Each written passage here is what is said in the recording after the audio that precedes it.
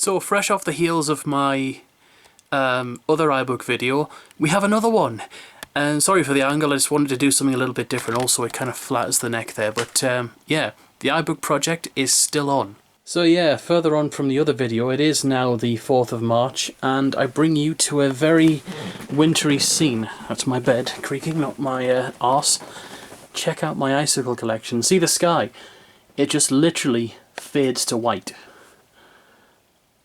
This week, the first time ever, I've had to take time off work because I physically couldn't get in.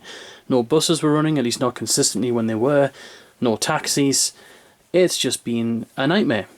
But still, we have computers to fix and or tinker with. So we were going to fix this thing, which is the graphite iBook that I've been, putting off doing anything with. Probably for about, I don't know, is it a full year? I mean, it's quite a while. Pretty much. It's coming up to a year since the first one was bought, I think. But I saw something on eBay which pretty much has turned this thing on its head. So here it is. I was browsing eBay, as you do, and something I've been looking for an insanely long time, thank you Windows, came up, and it's this thing. It's a lime green iBook. Now, I'll just get into the box because that's one thing I was surprised to find. It was an iBook in really good condition. And it was in the box. I was like, I couldn't say no. It's pretty much the best case for this one. So let's spin it around and open it up. It even has the accessory kit, and I'll just open that up for you. What does this one contain? It has the software inside, and that's a good thing to see. Although, when I did look at it, it seems to only be 3 discs, whereas the one I had on the graphite iBook was about 5 or 6. It looks like either there was more software bought with it, or they just had it in there. But it's also got the manual, which is an interesting thing to see. Some kind of modem adapter that I'm not going to use, and a video adapter, which is going to be interesting to experiment with, and a charger. So that's really nice to see. So that's going to be good for the collection. Now underneath it, usually there would be an iBook, but of course I've taken it out. It did come with a battery as well, but pretty much the guy says it doesn't work, so it's highly likely I'm just going to be not bothering with this, because the graphite one does actually contain a battery that I bought. But I'll fetch the other one. And there it is. It's in pretty good nick, as you can see. It has the usual fading around about here, but it does have a full Apple symbol, which usually that gets lost somewhere. Try and open it. So inside, it's still got the plastic, well, foam, whatever. It's in really good condition. Everything's clean, there's no cracks around the Apple logo. The guy even looks to have actually cleaned the screen for me, which is really nice of him. There's an odd texture on the inside of the screen, I don't know what that's about. But, yeah, it's beautiful. It's got all of the stuff I'd want. Buttons nice and clicky. I haven't actually powered this up yet, because one of the reasons I was going to let it sort of acclimatise to the temperature, because electronics don't like going from cold to hot very quickly, but check it out. Now externally it does seem to bug me a little bit, the fact that this plastic here is a bit whiter than that. That's slightly yellowed. But if I'm completely honest, that's about as good as it's going to get. They're all pretty much like this in some way. I mean, this one is actually heavily scratched, even though you can't see it. But I mean, it seems a shame to give away the graphite. I don't know, I might keep it as well. I was going to sell it, but I think we'll fix it up still, possibly, and give away the other one. That's what I say, give away, sell on eBay. Another thing that possibly bothers me is, I highlighted this before, but the inside of this screen is perfectly smooth. But this one is a bit scratched. I could swap these, but I'd have to somehow punch out the Apple logo, and I don't know how easy or difficult that's going to be. I don't know, is it worth doing? But anyway, the keyboards look pretty much the same as well. They're in roughly the same condition, they kind of feel the same. One thing is interesting though, I did take a glance under the keyboard here, and I'll just disengage this again.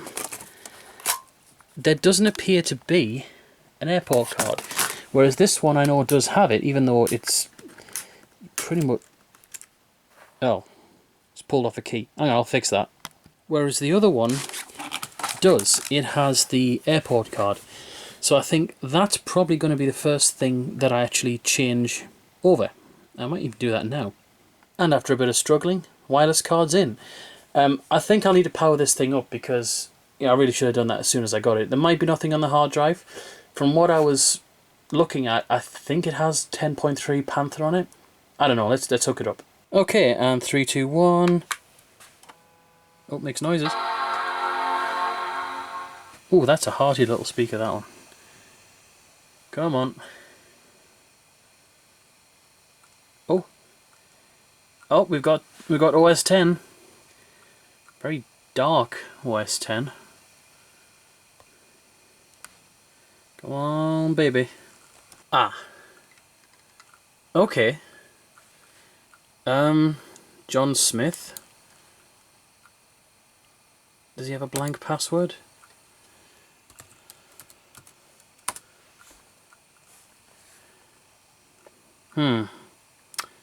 Let's figure this one out. Alright, so I got it wrong 3 times and then said password hint is password. You're not allowed to do that on later versions of the operating system, but hey, that's coming up. Yeah, we know. It's fine. Does it detect the airport though? Airport not configured. Okay. Open network preferences.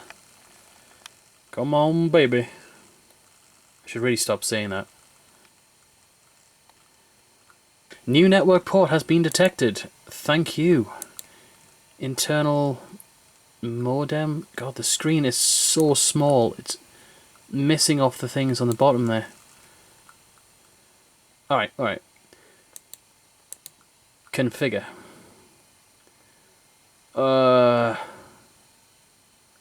I literally don't know what I'm doing. 2 ticks. And with a little bit of configuration, it's on and it's detecting networks, so the airport card installation was a worthwhile thing to do. Alright, let's see if we can do this bit. Oh, WEP. Does it have... No, it doesn't look like it does. Well, we'll try. I mean, I think this is going to not let us on. Actually, I'll be back. Okay, so it didn't really work, but I've got an idea of an experiment to try. I do have the ability to create a hotspot on the phone, and I think it can be made to be unsecured. Let's just... Alright, let's turn that on. Wi-Fi hotspot. We'll call it that. That was the last time I used it. None! 5 GHz band, no, 2.4. Android AP we're going to call it, because it's easy.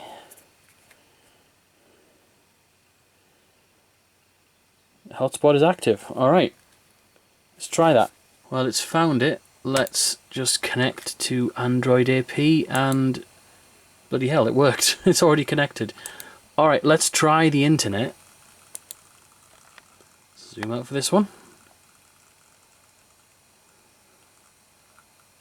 Safari can't open the page. Couldn't establish a secure connection. Well, that's fine. Let's just try Google.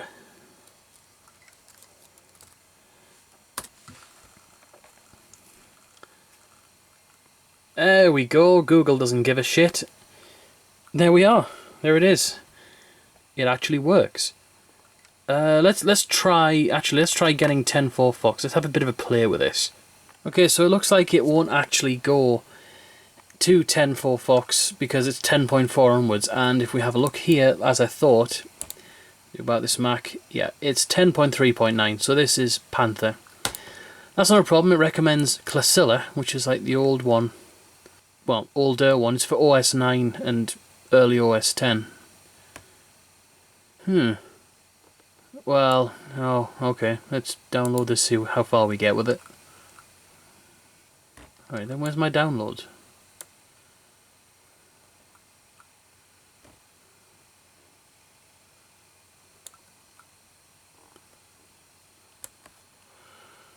I don't know. Do you know what? Forget this. Anyway, we're not here to do that. So, the Mac works. Sorry, the iBook works. It's got a network card in it that can still connect if you're using something like this, which laughably is many, many times more powerful than that, to create a hotspot. So now, really, I think we should, if we can, get to the teardown disassembly, but today is a rough, gloomy day. I've got tidying to do, so again, we will leave this till another day. Yes, it's the 4th of March now. Let's see when we actually do this.